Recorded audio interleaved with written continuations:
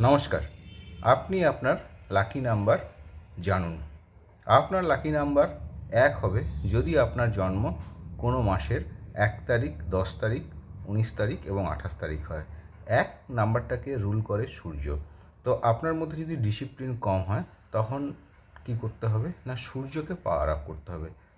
আপনার lucky number হবে ২ যদি আপনার জন্ম কোনো মাসের ২ তারিখ, ১১ তারিখ, ২০ তারিখ এবং ২৯ তারিখ হয়। এই ২ নাম্বারটা রুল করে চন্দ্র।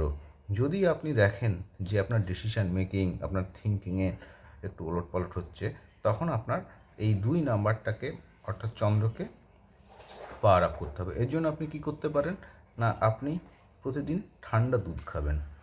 আপনার লাকি নাম্বার ৩ হবে আপনার যদি জন্ম কোনো মাসের ৩ তারিখ, ১২ তারিখ, ২১ তারিখ এবং ৩০ তারিখ হয়। এই ৩ নাম্বারটাকে রুল করে কি না বৃহস্পতি। বৃহস্পতি এই দেয় জ্ঞান, রেসপেক্ট। তো আপনি যদি দেখেন যে আপনার কোনো জায়গাতে রেসপেক্ট পাচ্ছেন না, কোনো জায়গাতে জ্ঞানের ক্ষেত্রে আপনি ঠিকঠাকভাবে সেটাকে এক্সপ্লোর করতে পারছেন না, তখন আপনি বৃহস্পতিকে পাওয়ার আপ করবেন। এর জন্য কী করবেন না আপনি হলুদ জাতীয় জিনিস যেমন কাঁচা হলুদ বা কেশর এই জাতীয় খাবার খেতে পারেন।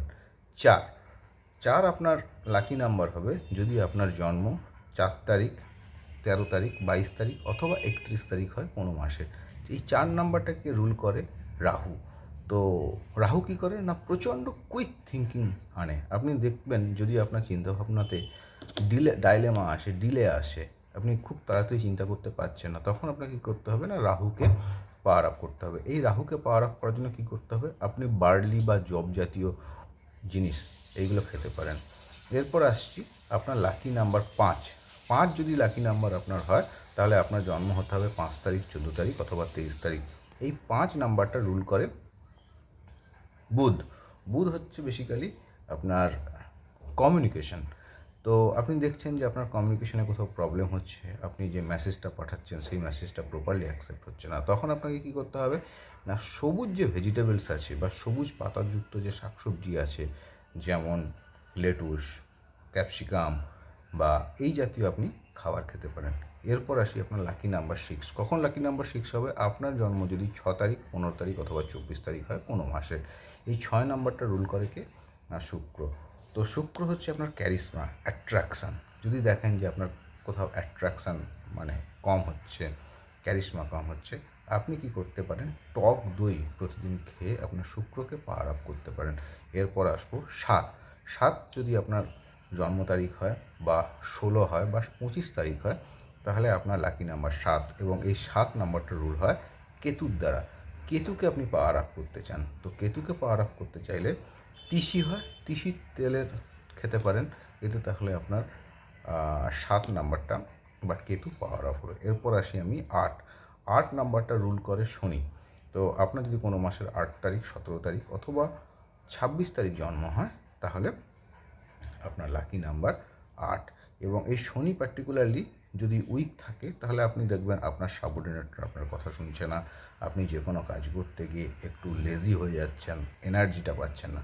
তো এক্ষেত্রে আপনাকে কী করতে হবে না শনিকে পাওয়ার আপ করার জন্য যে সর্ষের যে তেল আছে সর্ষের তেল খেতে পারেন বা সর্ষের তেল কাউকে দানও করতে পারেন বা কোনো জায়গাতে গিয়ে দান করতে পারেন শনি মন্দিরে, এতে আপনার ৮ বা শনি পাওয়ার আপ হবে।